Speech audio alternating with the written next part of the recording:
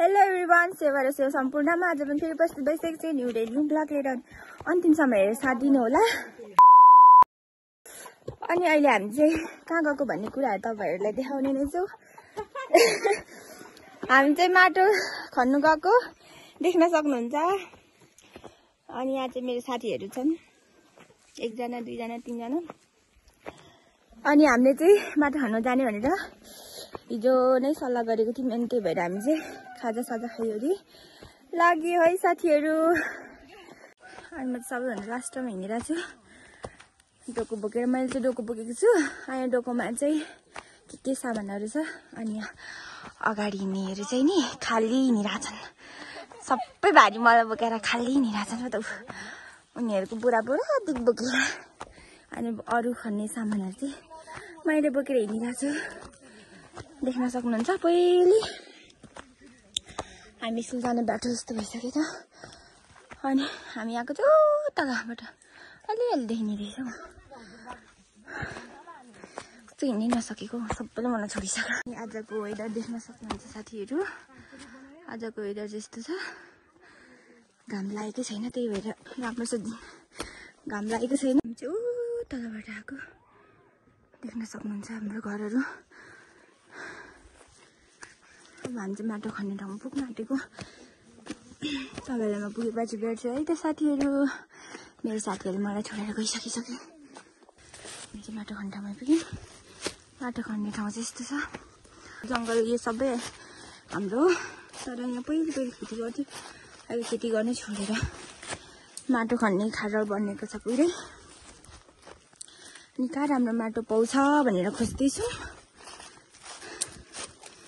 सबै यस्तो बनाएको छ, यसरी खनेर सबै जग्गा बिगारिदिएको छन्। के गर्नु अब, घर पनि एक लङ्का छ, बारी नाली पनि खासै हुँदैन अहिले सबै बाँधरले गर्दाखेरि। अनि अगाडिको टोलहरू चाहिँ खोज्दै हिँड्दैछ माटो कहाँ राम्रो पाउँछ भनेर। बारी चाहिँ सबै जङ्गल भएछ। नआएको त कति वर्ष भइसक्यो। अनि आज चाहिँ आइपुग्यो। कहिलेदेखि हिँड्नै पनि नसकिने भइएछ अब त। माटोको खाल्टो त पुरिएछ कि क्या हो। हेलो भन मेरो ब्लगमा। यता काकी लजाउनुहुन्छ, म बाइक सब लजाउँछन्। अनि ला माटोको खाल्टो त पुरिसकेको रहेछ। तिमी मेरै हो नि भन न भन न। यो ढुङ्गै मात्रै त के खन्नु, अलिक राम्रोमा खन्नु न। खोजौँ न। देख्नुहुन्छ साथीहरू, यो सामान त सब मैले बोकेको। कुटेदेखि लिएर बोरादेखि लिएर पानी। अनि खाजा चाहिँ उसको घरमा पुगेर खाने भनेर सल्लाह भएको छ हाम्रो। अनि हामी माटो खनेर भारी पुऱ्याएर म लाउँछु नि, तिमीले चाहिँ देखेको छैनौ। अनि अब हामी चाहिँ यहाँ खनेर अब हामी चाहिँ यहाँ खन्छौँ है। यो खाल्टो जस्तो रहेछ। यो अस्ति थियो अरे, सबै पुरिएछ। अब हामी फेरि अर्को ठाउँ खोज्नु जान आँटेको माटो।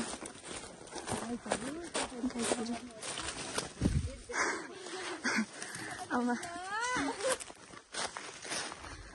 मैले चाहिँ उकालोमा यत्रो बोकेर आएको, उनीहरू चाहिँ खाली आएको नि त।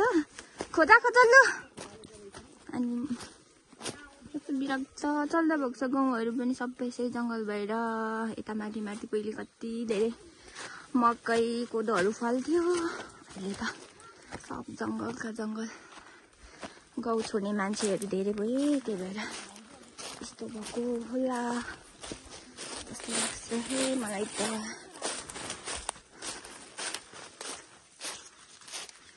चाहिँ माटो टेस्ट गर्दैछन्, माटो ट्राई गर्दैछन् कस्तो देखिन्छ भनेर।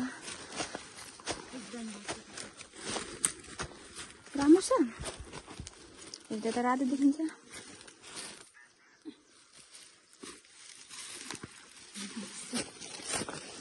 काजल चाहिँ एकदम बसेको पनि म यसो गरे किन त ढल्नु दिदिन। हो सबिना डराउनु पर्दैन है, काजलले ठिक छ। म चाहिँ यहाँ बसेको छु। हाम्रो मम्मीले एकदम राम्रो राम्रो माटो ल्याउनु भनेर पठाउनु भएको थियो। माटो चाहिँ यस्तो छ।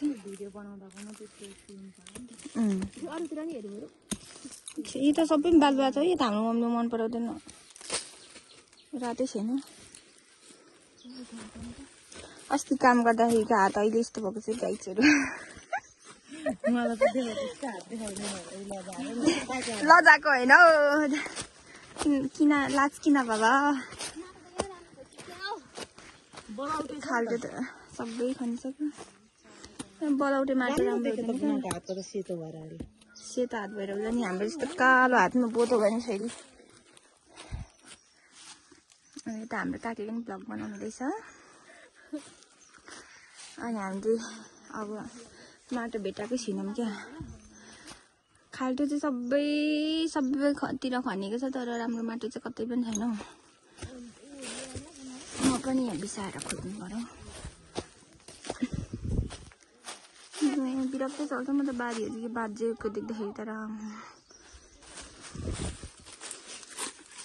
यहाँनिर पनि मिल्दैछ है त। कुटी ल्याउनु पर्यो।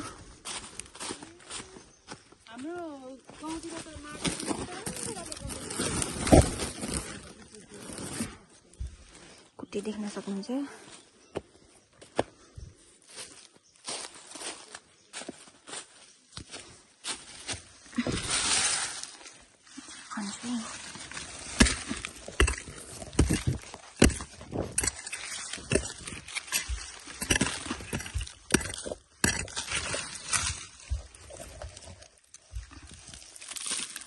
माटै राम्रो छैन।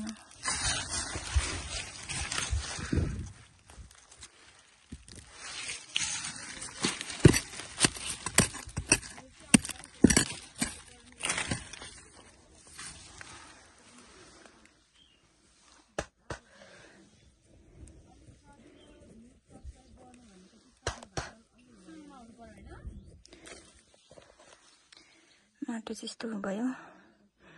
माटो चाहिँ यसरी क्या थुक्ले दलेर हातमा ट्राई गर्ने, अनि कति कुरा त दिन्छ, अनि त्यही लिएर जानुपर्ने हुन्छ। हाम्रो मम्मी सिकाउनु भएको। खोइ माटो त म त ठिकै देख्छु यहाँ त।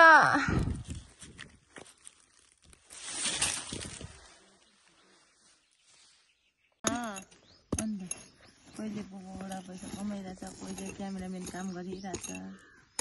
म मात्रै धेरै काम गर्छु। तपाईँ बसिराख्नु भएको छ।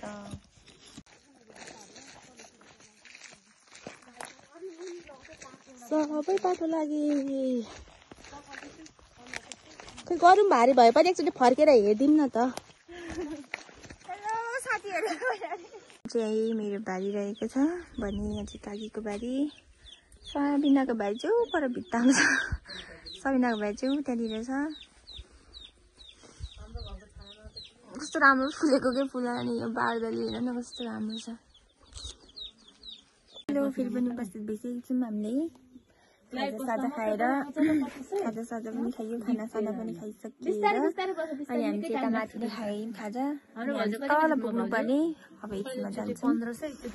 अनि यहाँनिर हामी घर पुगेछौँ। बिहान कति 8 बजी हिँडेको लागि हामी 8 बजी हिँडेको मान्छे घर पुगेको छैन। आज घरबाट मार्नु अन्त ल कल गरेको पनि लाग्यो। अनि हेर्दै गर्नु है त। अनि आजको दिउँसोको भ्यू चाहिँ यस्तो छ। यो पर देखेको डाँडा चाहिँ भोजपुर हो, अनि यताको चाहिँ दिपपुर, बाँसपानी, सान्ने हो। अनि हाम्रो गाउँ चाहिँ तल छ। अब जानुपर्ने बिहान कति 7 बजी हिँडेको मान्छे 12, 1, 2, साढे 2 नै हुन आँटिसक्यो। आज घरबाट यस्तो खेद्नुहुन्छ होला। गफ त्यसरी चल्दैछ, गफ त्यस्तरी चलिरहेको छ। अनि म चाहिँ भिडियोहरू लिइरहेको छु। साथीहरू राम्रो देखिरहेको छ वेदर। अघि बिहान त घाम लाग्दैन, कस्तो पानी पर्ला जस्तो भएर त्यो त राम्रो छ। साथीहरू आजको दिनहरू चाहिँ यसो नै बित्यो। बिहान हिँडेको मान्छे दिन भइसकिसक्यो। अनि आजको बिहानदेखिको काम चाहिँ यस्तै भएको छ। घर पुगिएको छैन अझै चाहिँ। घरमा चाहिँ मार्नुहुन्छ, फोन गर्दा पनि लागेको छैन। मैले गर्दाखेरि कसले के भेट्छ भन्ने कुरा गाडी खाइरहेको साँच्ची हाल्दा नि गाडी खाउँछ पक्कै पनि भन्दै आजको भिडियो चाहिँ यहीँ गर्छु है त साथीहरू। अन्तिम समय साथ दिनुहोला।